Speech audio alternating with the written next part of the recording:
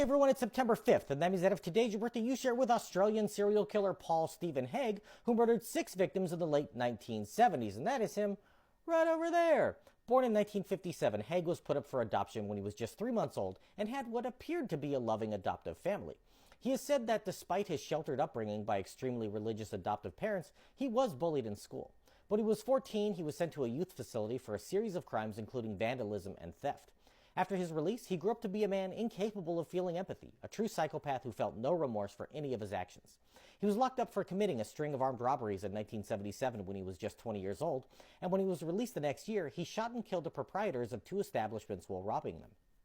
Haigh had an accomplice in the robberies and told his girlfriend about what had happened and decided they knew too much. To take care of that problem, he first shot and killed the accomplice, followed by murdering the man's girlfriend. He shot her in front of her 9-year-old son, who he consoled with a hug, before killing the boy as well. Haigh then allowed a man to sexually assault his own girlfriend at knife point so that his semen would be found at the scene, and then stabbed her 157 times.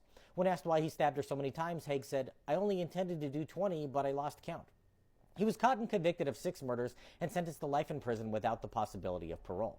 In a later confession, he claimed that the police had lied, witnesses had lied, and he had lied, so he'd been convicted for the wrong reasons, but that he was guilty of the killings.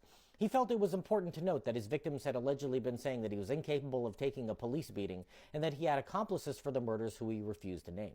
At the time, he held the record for most murders by one individual in the state of Victoria. But in 1987, mass murderer Julian Knight killed 7, and Haigh apparently wanted to get his record back. You can scroll down to March 4th to learn more about Knight and the Hoddle Street Massacre. In 1991, Haigh helped a fellow prisoner hang himself by putting a noose over his neck and kicking a stool out from under him. Haigh showed little to no remorse for any of his crimes, blaming his first victims for resisting his efforts to rob their shops, and said that the young mother he killed was a bad mom for putting her child in harm's way. In a book he wrote while in prison, he says that the loved ones of his victims need to get over their inadequacy and get on with life.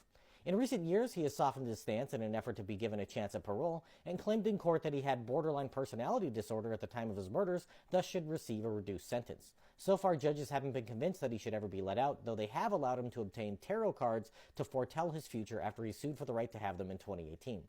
Haigh currently sits behind bars, and my cards say he will likely spend the rest of his life in prison.